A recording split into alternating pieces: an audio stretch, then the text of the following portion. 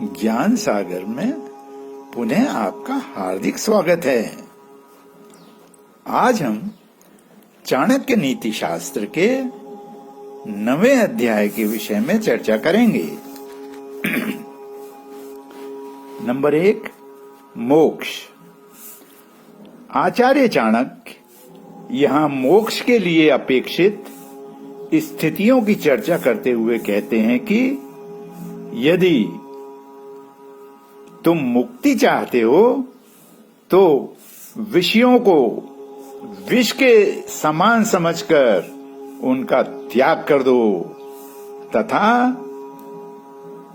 क्षमा, दया, पवित्रता, सत्य आदि गुणों का अमृत के समान पान करो।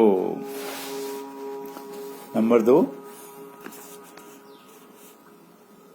आचार्य चाणक्य यहाँ कहते हैं कि जो व्यक्ति एक दूसरे की बातों को अन्य लोगों को बता देते हैं वे बाबी में ही नष्ट होने वाले सर्प के समान नष्ट हो जाते हैं। नंबर 3, क्या सृष्टि बनाने वाले ब्रह्मा को इन सब बातों की सलाह पहले किसी ने नहीं दी होगी? ए,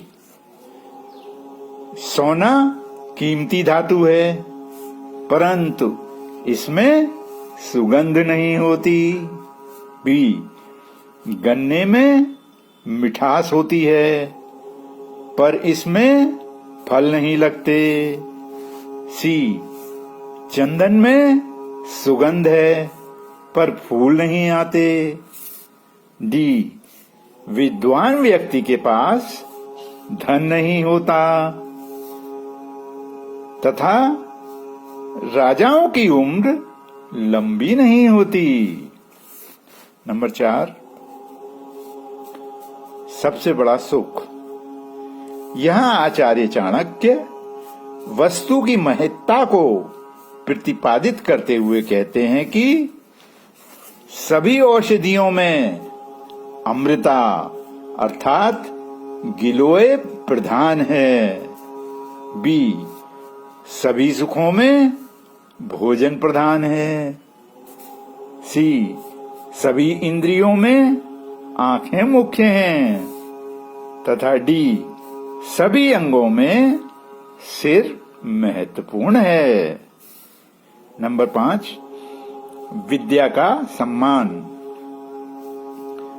विद्वान लोग अपनी गणित विद्या द्वारा पहले से ही सूर्य और चंद्र ग्रहण के बारे में बता देते हैं, जबकि आकाश में कोई दूत नहीं जा सकता और न ही उससे कोई वार्ता हो सकती। न पहले से उनको किसी को बताया गया है और न ही वहां किसी से मिल सकते। इस प्रकार के ज्ञानी विद्वानों का सम्मान कौन नहीं करेगा। नंबर 6, इन्हें सोने न दें। आचार्य चाणक्य कहते हैं कि अगर ये 7 लोग असमय में सोते हुए पाए जाएं तो उनको जगा देना चाहिए। विद्यार्थी, सेवक, पथिक, भूख से दुखी, भयभीत, भांडारी तथा द्वारपाल। नंबर 7,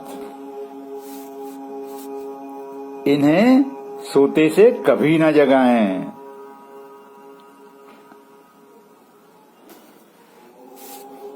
आचार्य चाणक्य का कहना है कि इन 7 लोगों को सोते से नहीं जगाना चाहिए।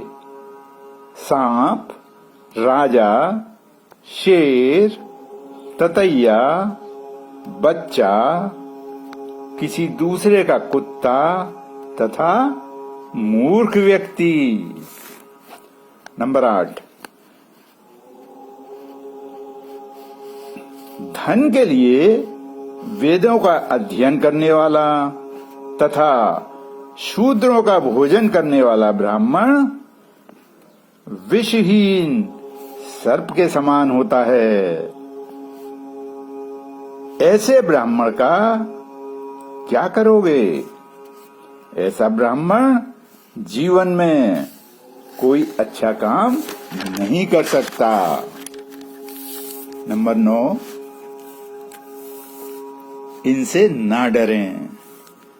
आचार्य कहते हैं कि ऐसे व्यक्ति का रूठना या खुश हो जाना कोई मायने नहीं रखता। जो किसी को दंड नहीं दे सकता और न ही किसी पर कृपा कर सकता। नंबर 10, आडंबर भी आवश्यक है। विषहीन सांप को अपनी रक्षा के लिए फन को फैलाना चाहिए, फुंकार मारते रहना चाहिए, अर्थात समाज में जीवित रहने के लिए क्रोध और दिखावा भी आवश्यक है। 11, महापुरुषों का जीवन। विद्वानों का प्रातःकाल का समय जुए के प्रसंग में अर्थात महाभारत की कथा में व्यतीत होता है। बी, दोपहर का समय स्त्री प्रसंग अर्थात रामायण की कथा में व्यतीत होता है। सी, रात्रि में उनका समय चोर प्रसंग अर्थात कृष्ण कथा में व्यतीत होता है। यही महापुरुषों की जीवन चर्चा होती है। 12, आचार्य कहते हैं कि ये कार्य करने से पूजा का फल नहीं मिलता, अपितु हानि ही होती है। ए, अपने हाथ से बनी माला पहनने से। बी, अपने हाथ से घिसा हुआ चंदन अपने शरीर पर लगाने से। सी, अपने हाथ से लिखे मंत्र अथवा पुस्तक द्वारा पूजा करने से। नंबर 13, यहाँ आचार्य चाणक्य दबाए जाने से इन पदार्थों की गुणवत्ता के बढ़ने को प्रतिपादित करते हुए कहते हैं कि ए, गन्ने और तिल को पेरे जाने से। बी, शूद्र से सेवा कराने से। सी, स्त्री से संभोग करने से। डी, सोने को पीटे जाने से। ई, पृथ्वी पर परिश्रम करने से। एफ, चंदन को घिसे जाने से। जी, दही को मथे जाने से। तथा एच, पान को चबाने से। इन सब के गुण बढ़ते हैं। नंबर 14, उपचार गुण।